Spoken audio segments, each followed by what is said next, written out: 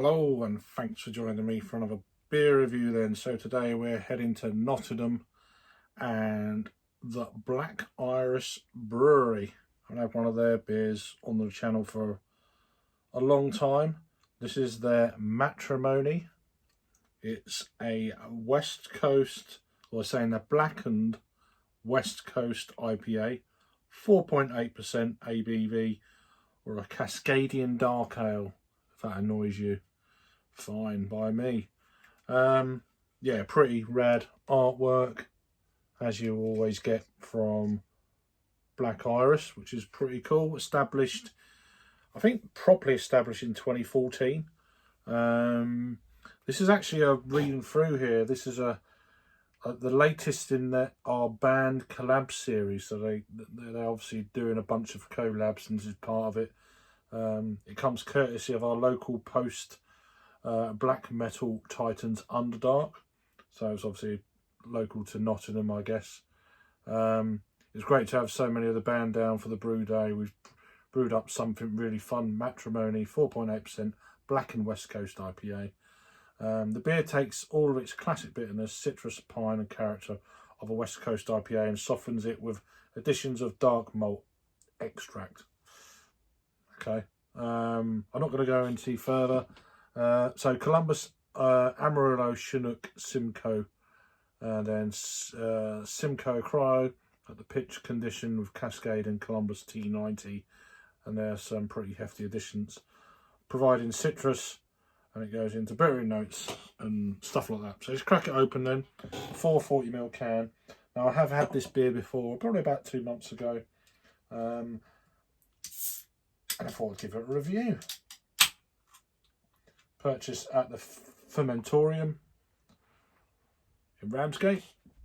Newish bar, what opened in March actually, but they've got a nice selection of beers. So if you're ever in Ramsgate, do check them out. Do a little Google search.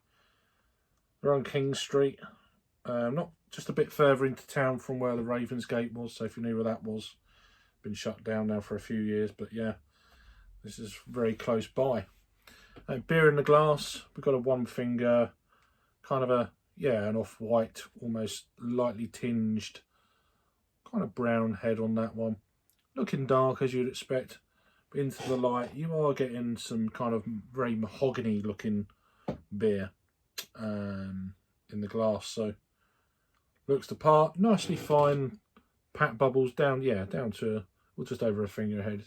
But yeah, very tightly pat bubbles on that one. Let's get a nose on it.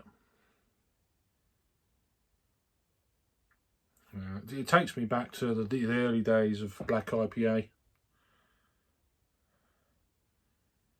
There's kind of I'm getting a chocolatiness from the roasted malt, and then I'm also getting that orange from the citrus, pine kind of notes.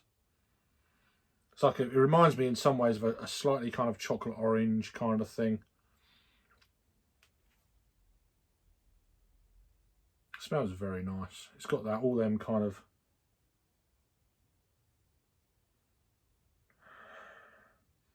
it just reminds me of old school. It's only 4.8.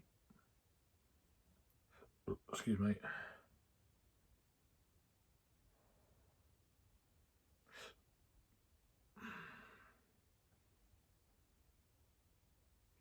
Not crazy roasty. There's definitely more of a kind of a sweet edge to this one. Yeah, it smells the part though. So let's give it a try. And while we're here, cheers to good old Aussie. Talking of metal bands and stuff. Legend. Rest in peace, my friend. Cheers.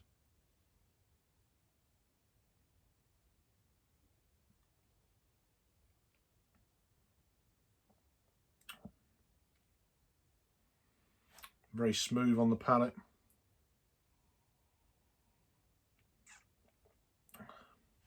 A subtle roastiness. It's a little bit decadent almost.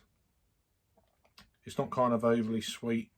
It smells sweet on the nose, but it's not overly. There is a little bit of bitterness there. I don't know if there's an IBU count on this beer or not. It doesn't really say anywhere. Other ingredients then: wheat, oats, the other bits, obviously the hops I've said, yeast and water. There's water in this beer. Weird, isn't it? This one is vegan friendly. 440ml.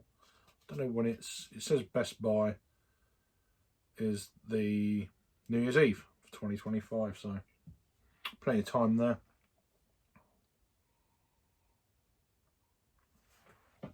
So the first thing I'm getting, it's got a lovely